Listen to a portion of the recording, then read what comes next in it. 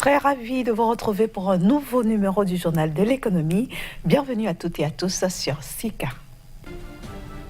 Le Conseil national des charges du Cameroun, distingué pour ses œuvres, il a décroché une certification ISO 9001 version 2015. L'État sénégalais renforce son appui au secteur agricole. 50 milliards de francs CFA seront débloqués pour la campagne 2018-2019.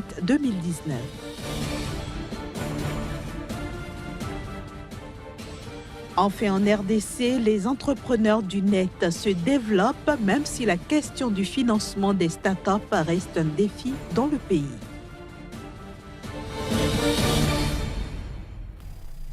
Le Conseil national des chargeurs du Cameroun a décroché une certification ISO 9001 version 2015. Ceci en reconnaissance de sa bonne gestion du bordereau électronique de suivi de cargaison pour les marchandises importées et exportées par voie maritime. C'est la première fois que cette distinction est décernée à une structure membre de l'Union des conseils des charges africains. Notre correspondant Narcisse Oum était présent à la remise de la certification. Jean-Ernest Ngalé-Bébé, le ministre des Transports du Cameroun, a présidé à Douala l'ouverture du comité directeur extraordinaire de l'Union des conseils des chargeurs africains, puis la cérémonie de remise de certification ISO. Cette célébration s'est faite en présence du président en exercice de l'Union des conseils des chargeurs africains, le Burkinabé Hervé Sébastien Mboudo, qui était à la tête d'une délégation d'une trentaine de membres venus des 18 pays membres de cet organe spécialisé de l'Organisation maritime de l'Afrique de l'Ouest et du Centre. L'obtention de la certification par le Conseil national des chargeurs du Cameroun intervient après une série d'opérations et de vérifications. La fierté est d'autant plus grande que le CNCC est le tout premier conseil des pays membres de l'UCCA à obtenir la certification ISO 9001 version 2015 pour la gestion du bordereau électronique de suivi des cargaisons pour les marchandises importées et exportées par voie maritime. Pour le ministre des Transports du Cameroun, il y a lieu de saluer la performance du CNCC. Le Conseil national des chargeurs du Cameroun, il convient de le souligner, est l'une des rares entreprises du secteur public à certifier son système de management de qualité à la norme ISO 9001, version 2015. Les autres membres de l'UCCA, 18 en tout, se sont réjouis de la délivrance de cette certification ISO à l'un de leurs membres. De par sa qualité et de par ses performances, ce conseil des chargeurs a démontré effectivement que nous pouvons être à la hauteur de toutes les missions qui nous sont confiées par nos différents pays. Précisons que le bordereau électronique de suivi des cargaisons surmentionné est un document d'identification en vigueur au Cameroun depuis le 11 juillet 2006 qui est préalable à toute opération de dédouanement des marchandises et constitue une formalité obligatoire pour le chargeur. Le gouvernement sénégalais compte bien mettre la main à la poche pour financer la campagne agricole 2018-2019. Ce gouvernement entend injecter 50 milliards de francs CFA, soit une enveloppe en hausse de 10 milliards de francs CFA par rapport au budget initial proposé. Cette augmentation devrait permettre de maintenir la dynamique du secteur agricole sénégalais et aussi d'améliorer sa contribution à l'économie du pays dans un contexte où plusieurs spéculations ont enregistré des niveaux records de production au terme de la campagne 2017-2018. Le riz, par exemple, a vu son volume culminer à 1,1 million de tonnes. Et puis l'arachide, 1,4 million de tonnes, tandis que les fruits et légumes ont atteint 106 000 tonnes. Et puis nous précisons que l'agriculture emploie 60% de la population active du Sénégal.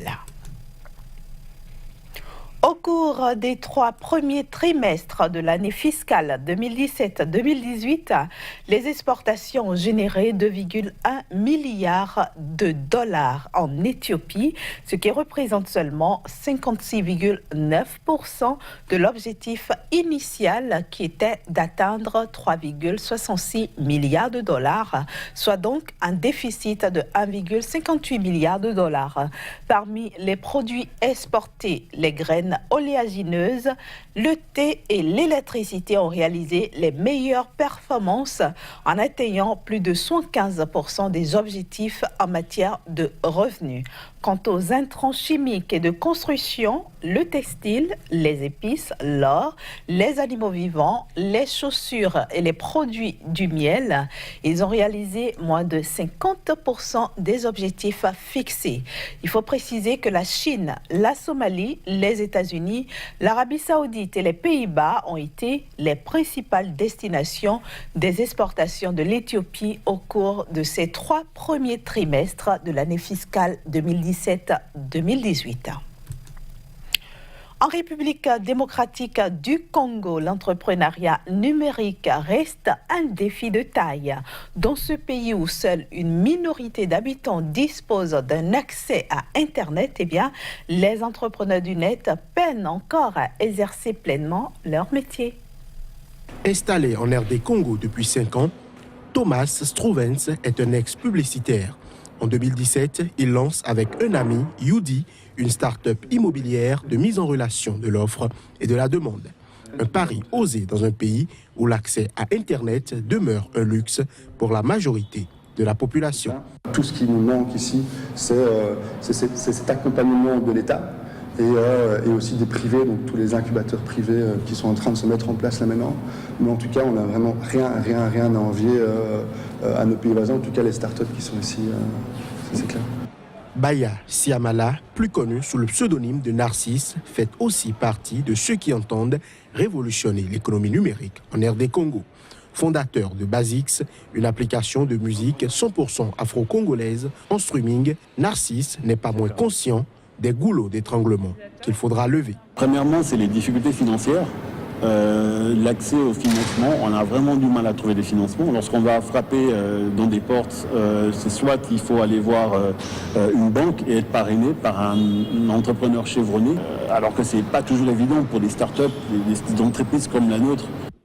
Pourtant, la RD Congo ne manque pas de compétences dans le domaine. Le pays attire d'ailleurs un nombre croissant de vocations avec des projets diversifiés portés la plupart du temps par des Congolais qui ont leur réseau et leurs entrées à Kinshasa comme en Europe.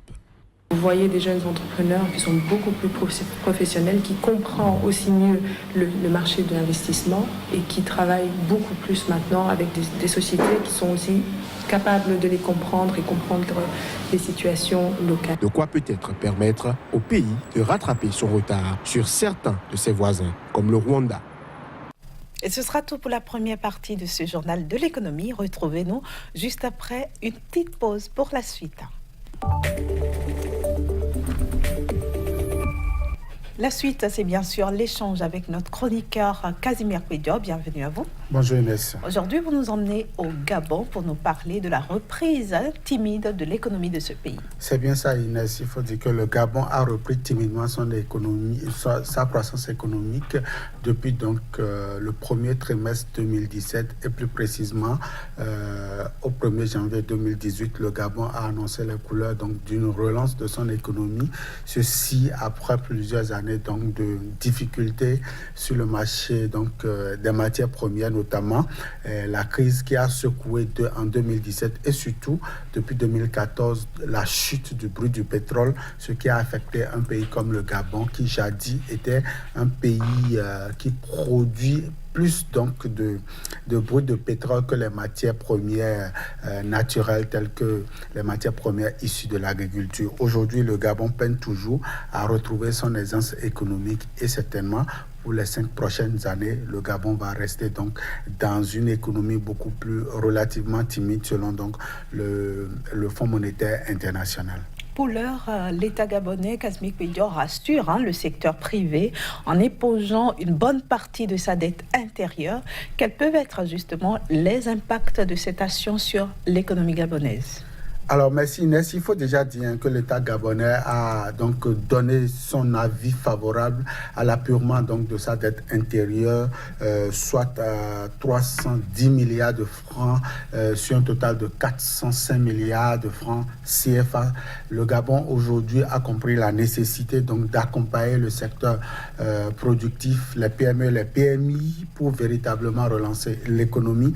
Quels peuvent être donc l'impact de cette action sur l'économie gabonaise? C'est déjà que les PME, les PMI et surtout les banques ont repris donc de l'oxygène, du souffle nouveau en ce qui concerne donc les difficultés de trésorerie, les difficultés donc vis-à-vis les uns envers les autres. Et donc aujourd'hui, on annonce une reprise. En tout cas, en ce moment, on annonce une reprise des activités économiques au niveau donc, des PME et des PMI, ce qui aujourd'hui favorise beaucoup plus la création d'emplois, mais aussi permet aux employeurs de pouvoir payer un salaire décent au niveau donc, des grandes villes, et ceci pour le bonheur donc, des employés. Il faut également dire que le paiement, l'appurement donc, de cette dette intérieure a relancé l'économie gabonaise, en ce sens que l'État également a trouvé un bouffet d'oxygène en ce qui concerne le marché financier pour la relance donc d'un certain nombre de choses. En tout cas, 70% donc de la dette au total aujourd'hui au niveau du Gabon est en train d'être apurée, soit une mesure qui vise forcément à relancer donc l'économie gabonaise, comme l'a ainsi dit le président gabonais, pour véritablement donner le ton d'une relance économique, mais aussi montrer le chemin aux partenaires techniques et financiers en ce qui concerne la bonne gouvernance au niveau du Gabon, surtout en ce qui concerne les mécanismes pouvant permettre au Gabon de pouvoir être solvable sur le marché financier, d'être donc ce pays qui pourra traîner davantage donc d'opérateurs économiques. Est-ce qu'il n'y a pas à craindre une certaine évasion financière, Kazmi Kouidio, avec cette volonté du gouvernement gabonais d'apurer sa dette?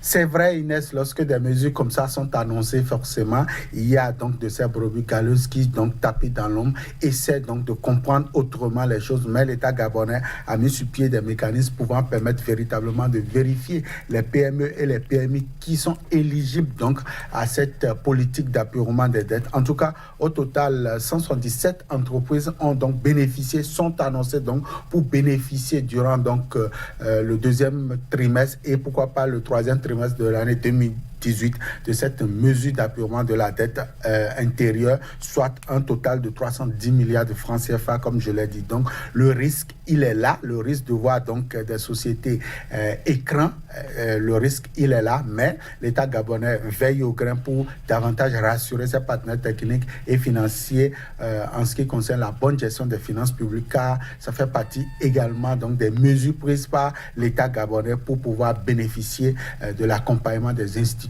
comme le FMI et la Banque mondiale. Alors, qu'en est-il de l'ajustement budgétaire aujourd'hui au Gabon?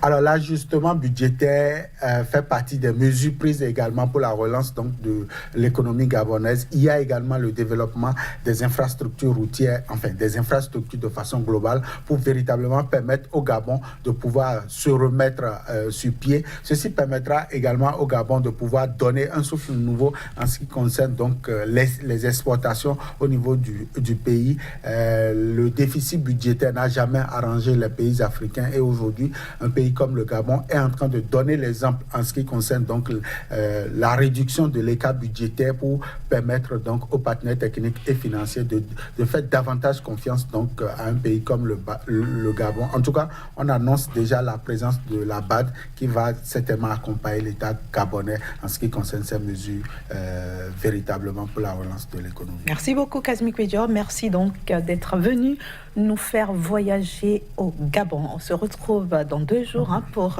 un autre numéro du Journal de l'économie. Toujours avec le même plaisir. Voilà, chers amis téléspectateurs, ce sera tout pour aujourd'hui. Merci de nous avoir suivis, mais restez sur SICA puisque notre programme continue.